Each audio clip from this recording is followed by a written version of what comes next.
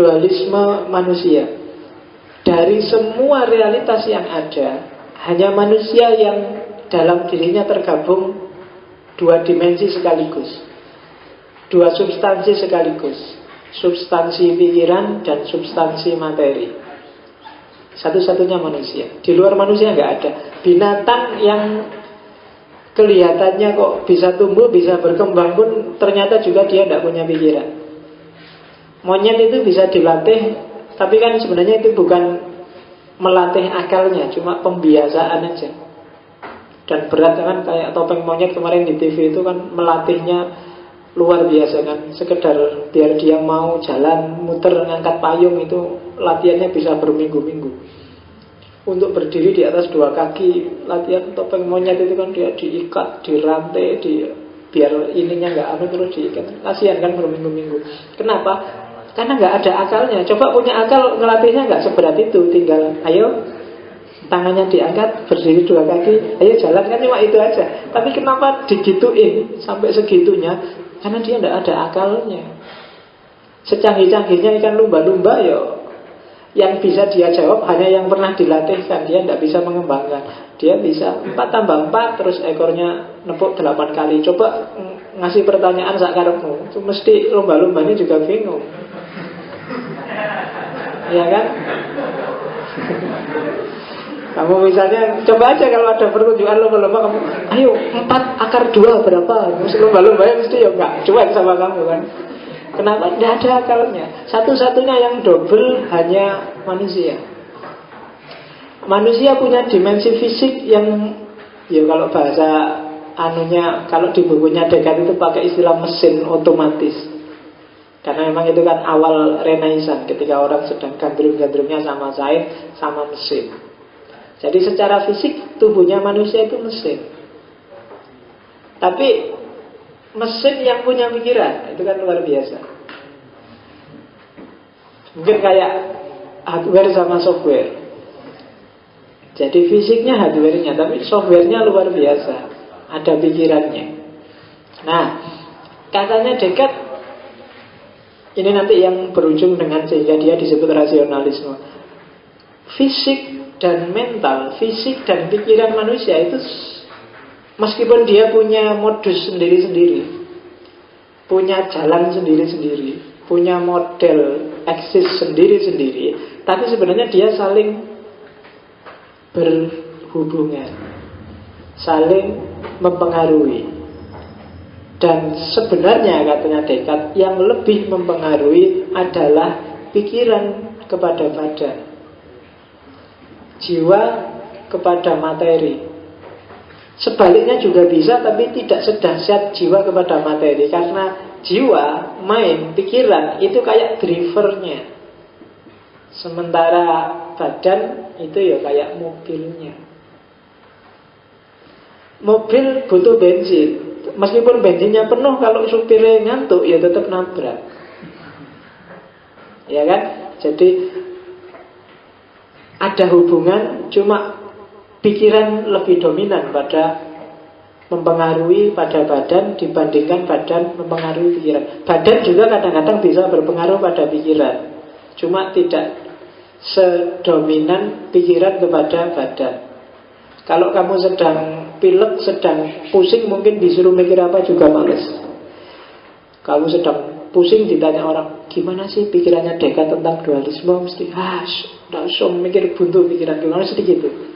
Ada pengaruh, tapi tidak dahsyat. Kebenarannya kan tidak berubah. Tetap kebenarannya Descartes kayak gitu, 1 tambah 1 gitu, 2 tambah 2 tetap 4 kebenarannya. Tapi beda pikiran pada badan. Oke. Nah, nanti pengaruhnya pikiran pada badan itu dikembangkan lebih jauh oleh Descartes dalam sistem etikanya. Katanya Descartes, biar dunia ini tentram, etika manusia jalan adalah ketika akal pegang kendali. Badan, saya bilang tadi, fisik punya mekanisme kerja sendiri, mesin yang punya logika sendiri, pikiran punya logika sendiri. Biar hidupmu hidup yang mulia, katanya Descartes, tuntutan mesin dari badan harus tunduk pada tuntutan rasional dari pikiran. Tuntutan badan itu secara umum kan nafsu-nafsu itu. Kamu butuh makan, kamu butuh perempuan, kamu butuh lawan jenis, kamu butuh macam-macam. Itu kan hasrat, nafsu, ambisi. Nah, itu kan kebutuhan badan. Taklukkan kebutuhan badan ini dan menangkan akal sehatmu, maka kamu akan jadi orang yang mulia. Nah, itu sistem etikanya Descartes. Kalau di bukunya Descartes, paling tidak taklukkanlah 6 hal. Jangan dipengaruhi oleh 6 hal itu: cinta, kebencian, kekaguman, gairah, kegembiraan, dan kesedihan. Taklukkan 6 ini oleh akal sehat, maka hidupmu akan tentram dan mulia. Cinta, jangan diperbudak oleh cinta, oleh rasa senang pada sesuatu. Kalau kamu diperbudak, biasanya cenderung mengalahkan akal, bikin akal tidak sehat. Wis bukteknya dewe sing duwe pacar. Yang belum punya bayangkan. Ya, jadi cinta. Makanya banyak orang bilang bahwa akal sehat itu mati ketika orang jatuh cinta. Ya kan? Tai kucing rasa coklat. Emangnya kamu pernah makan tai kucing? Oke. Yang kedua, kebencian. Benci terhadap sesuatu itu kalau menurut Descartes akan menjadi hijab bagi akal sehatmu. Apa aja, benci pada apa aja, pada orang, pada organisasi, pada lembaga, pada kelompok, itu biasanya bikin akal sehatmu nggak jalan. Sekarang hari ini kamu sangat benci dengan Demokrat, kamu sangat benci dengan Ruji Tompul, kamu sangat benci dengan FPI, kamu sangat benci dengan, kan banyak kebencian-kebencianmu. Dan itu biasanya bikin akal sehatmu tidak operatif. Yang ketiga, kekaguman, idolatri. Idola-idola itu bikin kamu gak cerdas. Apapun idolamu, Barcelona kah, Madrid kah, Timnas U19 kah, Jokowi kah, apalagi siapa idola-idola hari ini, Abu Rizal Bakri kah, Prabowo kah, pasti itu bikin akal sehatmu gak jalan. Kekaguman. Gairah. Gairah itu ambisi, ya kan?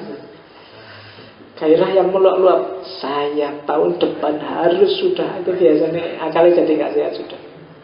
Sudah tak target Pak, tahun depan nikah, tahun depan pacaran, tahun depan lulus S1. Ini biasanya terus jadi akalmu gak sehat. Coba aja. Gembira berlebihan juga bikin akal gak sehat. Sedih berlebihan juga bikin akal gak sehat. Maka 6 ini tundukkanlah, katanya Descartes, akalmu akan jernih. Yang sering berpengaruh dalam caramu berpikir 6 ini. Jadi dualisme manusia. Terus kayak gimana sih? Nah, ini sehingga pikirannya Descartes disebut interaksionisme dualistik. Dualisme interaksionis. Yang sering dipertanyakan orang adalah, terus hubungannya apa akal yang sifatnya non materi dengan badan yang materi? Atau kalau dalam kasus berpikir, hubungannya apa sih akal sama otak itu? Otak kan materi, akal non materi. Gimana caranya? Saya fisiknya merasa haus, akalku bilang aku haus nih, terus menyuruh tangan untuk megang gelas, kemudian diarahkan ke mulut, kemudian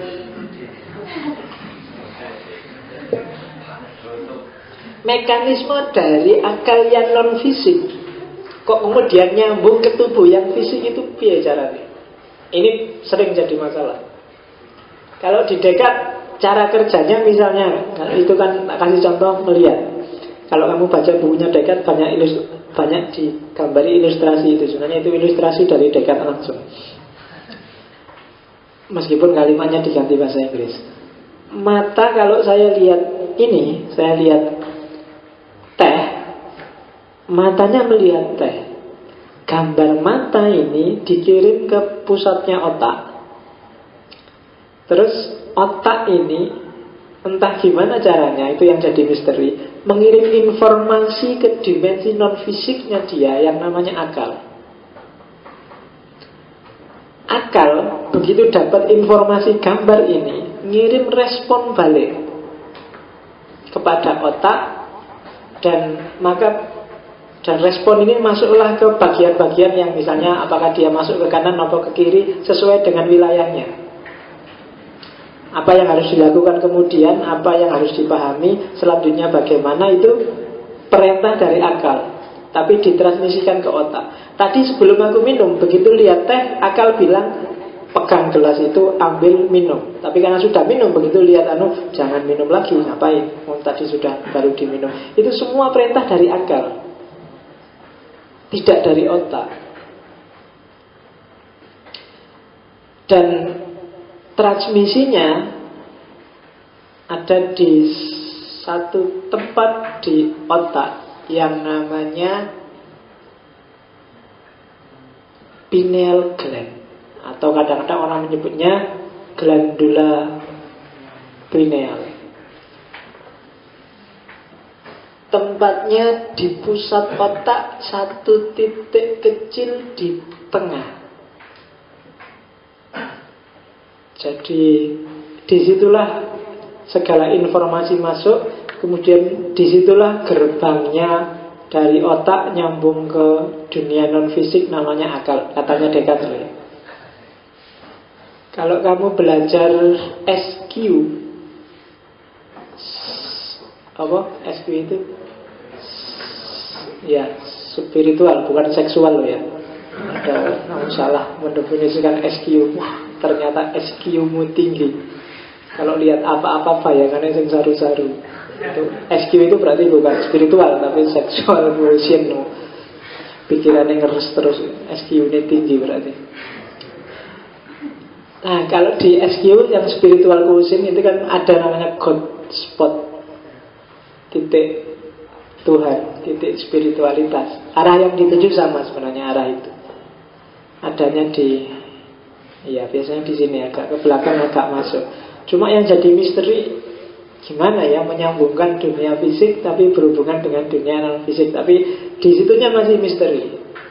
Tapi prosedurnya kalau katanya Descartes, ya seperti itu. Dan beda antara otak dengan akal. Jadi kalau ada orang, kamu itu bodoh, tidak punya otak, tidak apa-apa asal punya akal. Karena otak itu tidak penting. Yang mikir itu akal, bukan otak. Meskipun ada hubungannya, karena ada transmisinya. Ketika otaknya rusak, berarti transmisi untuk nyambung ke akal nggak ada. Tuh, makanya kalau nanti kamu belajar filsafat Islam, yang disebut bukan otak, tapi pasti akal. Ada akal pertama, akal kedua, sampai akal 10. Dan bukan otak, tapi akal. Karena memang yang bisa berefleksi itu akal. Nah, jadi dunia yang dualistik tadi disambung oleh satu titik namanya glandula pineal atau pineal gland. Yang dari situ informasi dari panca indera dimasukkan ke pusat otak, dari pusat otak masuk lagi ke dunia non-fisik namanya akal. Akal manusia itu sebenarnya potensinya luar biasa, jangan salah.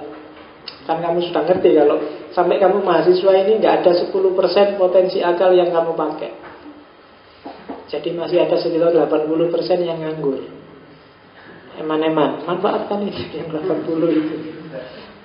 Kita terlanjur cengeng. Jadi terlanjur cengeng itu berpikir rodo ruwet sidik wae wis nyerah. Padahal kalau kamu pantang menyerah, berpikirlah sedalam-dalamnya, kamu akan semakin masuk ke, ternyata akal itu memang ajaib. Coba aja. Orang semakin kesini kan memang semakin cengeng, jadi semakin tidak tahan banting secara akal. Ulama zaman dulu itu umurnya pendek-pendek tapi karyanya luar biasa. Bisa nulis ratusan buku. Tapi sekarang mungkin harapan hidupnya lebih panjang, tapi kan males-males. Dekat itu sampai umur 54 cuma. Tapi ya, tulisannya banyak, luar biasa dan berpengaruh. Kamu hari ini cuma belajar tok. Dekat aja sudah pontang-panting. Itu aja juga tak cupliki yang gampang-gampang. Kalau tak kasih yang bagian sulit-sulitnya, kamu jungkir balik mesti. Itu cuma memahami gimana dulu merumuskannya, pikirannya. Kapan itu saya baca kitabnya Ibnu Rus itu, jadi ada satu bab itu sekitar 200 halaman, sak babnya tok itu, yang bahas tentang sifat Tuhan yang ada hubungannya dengan pengalaman. 200 halaman. Jadi Tuhan bisa tahu nggak pengetahuan yang berhubungan dengan pengalaman. Itu Ibnu Rus. Dan susah kan? Kalau bagi kita kan Tuhan maha tahu, segala hal tahu, termasuk yang dari pengalaman. Padahal pengetahuan dari pengalaman itu kalau diketahui juga oleh Tuhan, di titik tertentu dia bisa mereduksi keagungannya, mereduksi kemahasuciannya. Misalnya, Tuhan tahu nggak rasanya kebelet? Pengetahuan loh itu, pengetahuan dari rasa. Kebelet itu kalau kamu jelaskan susah. Kebelet itu adalah ketika saya ingin kencing. Dan Tuhan kan nggak ngalami itu semua. Pengetahuan yang paling pasti tentang kebelet adalah ketika orang ngalami kebelet. Kalau dijelaskan aja nggak bisa kamu bayangkan. Sama kayak pedes, sama kayak sumuk, sama kayak itu kan pengetahuan yang hanya diperoleh dari pengalaman. Itu dibahas oleh Ibnu Rus, hampir 200 halaman. Pengetahuan Tuhan tentang pengalaman eksperiensial. Ya kan? Abad tengah yang gitu-gitu dibahas. Termasuk kontradiksi misalnya antara kemahatauannya Tuhan dengan kemahakuasaannya. Apakah masa depan sudah ditentukan apa enggak? Oh itu kalau kamu bahas satu-satu. Makanya tadi di awal saya bilang, karena kita monoteis, Tuhan yang satu itu harus menanggung banyak sekali atribut. Kita pontang-panting untuk menjelaskan itu. Tapi kalau Tuhannya banyak enak. Karena Tuhannya satu, ya harus menjelaskannya harus susah. Agama monoteis, agama langit kan monoteis semua. Dan itu menjelaskannya pontang-panting. Sifat-sifat Tuhan, karakter Tuhan, dan seterusnya. Mungkin nanti kita akan nyampe kalau ada sesi tentang filsafat agama. Ketika ngomong tentang Tuhan, ketika ngomong tentang manusia. Cuma masih panjang. Kita pelan-pelan. Minggu depan masih ketemu ontologi, cuma bagian selanjutnya. Kalau ini kan monisme sudah, dualisme sudah, tinggal yang terakhir pluralisme. Akan kita bahas minggu depan. Oke, ini aja. Masih ada nggak? Oh sudah. Silahkan kalau ada pertanyaan. Iya. Assalamualaikum warahmatullahi wabarakatuh. Waalaikumsalam. Tadi masih menyinggung otak dan akal. Di dalam anatomi tubuh manusia itu kan yang ada hanya otak di kepala tempatnya itu. Sedangkan akal itu dibilang tadi adalah non materi, tidak terlihat. Entah itu ada di mana posisinya.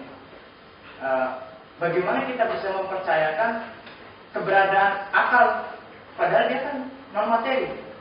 Bagaimana kita bisa mempercayai bahwa akal itu ada sedangkan dia non materi? Tidak terlihat. Karena pemikiran itu ada. Kan tadi sudah dibuktikan. Aku yang meragukan, aku yang mikir. Akal fisiknya nggak bisa diakses, tapi gejalanya bisa diakses, hasilnya bisa diakses. Ada pikiran. Pikiran pasti bukan hasilnya otak, katanya Descartes. Kenapa? Binatang juga punya otak. Strukturnya mirip. Tapi kenapa binatang nggak bisa mikir? Karena otaknya tidak nyambung dengan akal. Dia tidak punya mind. Mind itu kan akal. Sama kayak rohmu. Fisikmu, kepalamu jelas, tapi roh itu ada di mana sih? Soul itu ada di mana sih? Nggak ketemu. Yang ketemu apa? Gejalanya. Ya kan? Gejala kamu rasakan sehari-hari. Ya ya. Sebenarnya badanku sehat, tapi karena aku sedang sedih. Yang sedih itu siapa ya? roh kan, dimensi dalam, bukan fisik. Fisiknya sih nggak apa-apa, nggak ada yang sakit, tapi kok rasanya nggak semangat, nggak enak. Ada soul, ada roh, gejalanya bisa ditangkap. Berarti ada sesuatu di balik diriku. Ada novel menarik yang ditulis Ibnu Tufel itu, Hai bin Yakza. Coba kamu cari terjemahnya, itu luar biasa untuk mendeteksi. Hai bin Yakza itu kan kayak cerita Tarsan tapi filsafat. Jadi seorang anak yang kebuang di hutan, kemudian yang ngasuh dia meninggal, kemudian dia mencari kebenaran, jadi mengejar-ngejar sampai terakhir keluar pulau, keluar hutan, ketemu orang beragama, diskusi tentang agama. Tapi ketika dia di hutan melacak pakai akal semua hal, termasuk fenomena roh. Pertama ketika rusa yang ngasuh dia mati, dia bingung. Ini fisiknya masih utuh, tapi sekarang nggak bisa ngapa-ngapain. Pasti ada sesuatu yang dulu ada sekarang nggak ada. Mulai masuk tentang problem roh. Berarti ada gejalanya. Yang